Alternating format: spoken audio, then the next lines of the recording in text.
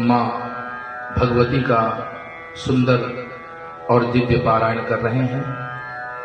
माँ भगवती हमेशा अपने भक्तों की रक्षा करती हैं और उनका कल्याण करती हैं। जो जन भी श्रीमद् देवी भागवत महापुराण का श्रवण करते हैं, उसका पारायण करते हैं, उनका जीवन हर प्रकार के कष्टों से मुक्त हो जाता है। परित्यक्ता देवा विविध विध सेवा कुलतया मया पंचाशीते रधिकमपनीते तु वयसि इदानीं चेन्मातस् तव यदि कृपा नापि भविता निरालंबो लंबोदर जननी कमयामि शरणम। तो भगवती के चरणों में हम अपने मन को लगाएं। माँ अपने भक्तों को भोग, अपवर्ग और स्वर्ग सब कुछ प्रदान करती हैं।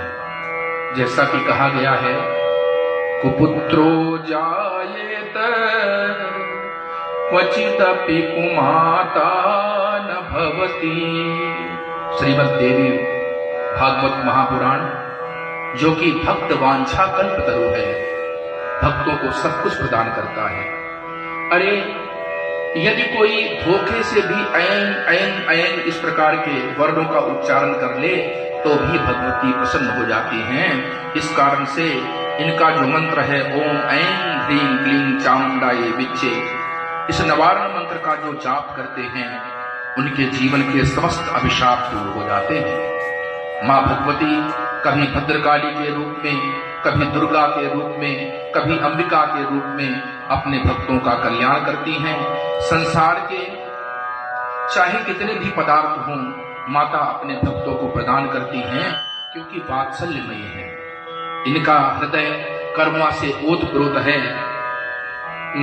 मैं धरूं तिहारो ध्यान, ज्ञान मोह दीजे कानी। मैं धरूं तिहारो ध्यान, ज्ञान मोह दीजे कानी। जैसा कि हम सबको विदित है कि इस महापुराण का श्रवण परीक्षित पुत्र जन्मेजय जी के द्वारा किया गया है। जन्मेजय को ये कथा सुनाई गई है और इसमें विभिन्न शक्तिपीठों का वर्णन, माता जी के विभिन्न पराक्रमों का वर्णन और उनकी स्तुति प्राप्त होती है। जैसे कि महिषासुर के वध का वर्णन भी विस्तार पूर्वक इसमें कहा गया है। नारकीय लोगों की गति क्या होती है? जो लोग अपने जीवन में दुष्कर्म करते हैं, बुरा कर्म करते हैं, उनके जीवन में कौन से पदार्थ प्राप्त होते हैं, तथा जो माँ भगवती का श्रवण करते हैं, उनके जीवन में कौन से लाभ प्राप्त होते हैं। श्री राम जी का चरित्र और श्री कृष्ण जी का चरित्र भी संक्षिप्त पूर्वक इसमें कहा गया है। माता अर्चना और वंदन हर प्रकार से सेवनीय है। जो भी भक्त कुमारी कन्याओं का पूजन करते हैं, श्री मद् देवी भागवत में बताया गया कि 2 वर्ष से लेकर के 10 वर्ष तक की कन्या का पूजन करना चाहिए, जिससे कि माता हम पर प्रसन्न हो। मैया मोह से चलो नहीं जाए, दूर तेरो मंदिरवा।